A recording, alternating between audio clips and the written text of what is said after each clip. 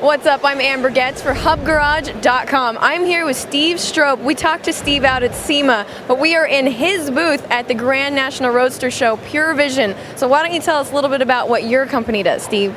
Well, what we do, we do concept and design and then complete fill build, and I oversee the whole project. So things that I don't do, like interior or paint, I oversee that, and I have really only one guy for each of those, so it's a very tight group. So I am assured of the same quality every time we do a car. I know the guys, and I know how we all work together, so it obviously works out pretty well. All right, so if I had an idea of a car I would want built, I would come to you, and you would see it through start to finish. Right, and I actually have two kinds of customers. I have guys that really want a certain car. They know they want it, but they rely on me to come up with the neat ideas and concept and theme. I have other guys who just go, I love your work. What do you want to build? Your ideas are really cool. Give me an idea of what you would like. They're a completely blank slate, and that's a lot of fun because they let me just go crazy. So, and then we lay it down on paper like this. This is a good example. We'll do a drawing of a car. We'll take example of this Mustang we're doing for a customer. This is a 69. And we change the headlights and the grille and a couple of little things. And we do this for a couple of reasons.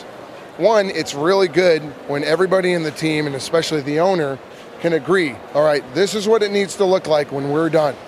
We all agree on this. And then when we get together with media or magazines, or like when you guys film, we can show what's coming up and get people got a good idea instead of just trying to explain it. So it's a really good investment that we have the drawing and artwork done first. And I use a gentleman named Tavis Highlander, also Steve Stanford.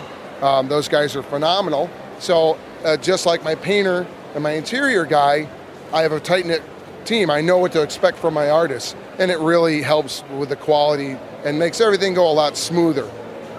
So what got you into this? Why did you start Pure Vision? Well, I probably the same story as a lot of my peers. I modified every toy I had, every single AFX car. I actually went so far as I actually sent the motors out, had them rewound with more armature so it would go faster, more wires on the magnets. I modified everything I get my hands on. One of the times my parents went away on vacation, they came back and the lawnmower was flamed. I literally just love to modify things. And I actually made a living in the music world. I played bass and toured and recorded.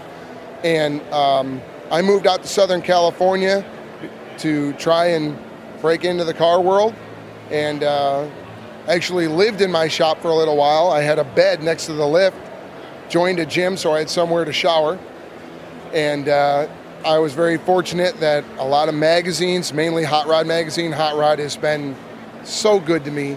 Mopar Muscle has been amazing to me. And the press and then guys like you have been very, very kind to us, and we've grown, and I like to think it's not just what we do, but I like to be known as a very honest company. We do what we say we do. We deliver when we say we're going to deliver. So that's helped. So the industry's obviously changed a lot over the years since you've been in it. Where do you see it going? That's a really good question. You know, there's so many factors involved with the economy, with styling cues. There's a lot of traditional coming back in now. And I always straddle the fence. My cars still are very recognizable as a 72 Torino or a 1970 Dodge Charger. I just like my own little twist on things, but we try to keep it in the mixture of modified and traditional.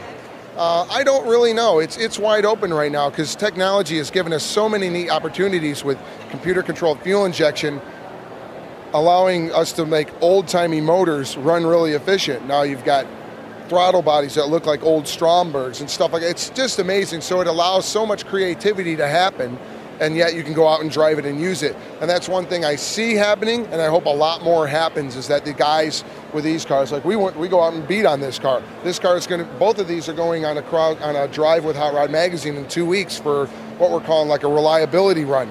We're going to go out and show the people that it's not a trailer queen. This thing's made to drive. It's made to go have fun in. And that's where I like to see things go, at least, is even a high detail card. Now that it's all done, the hoopla's over with, let's go drive it, let's go use it, let's go have fun with it, because that's what it's supposed to be in the first place. When guys first started modifying stuff, it wasn't so it can get stuffed away in a climate-controlled building.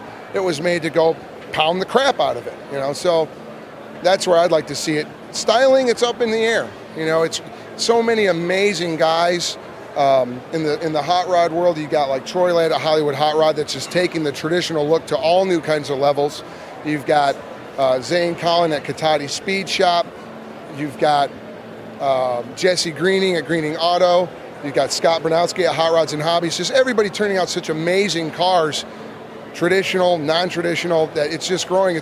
I don't think there's ever any one direction is the short answer. I think it's just blossoming, and technology's allowing us to just do anything we want. Oh, that's fun. And it's great for the customer. They get more flexibility, get to turn out a car they've always wanted. Yeah. This is Steve Strope from Pure Vision, and you're watching HubGarage.com.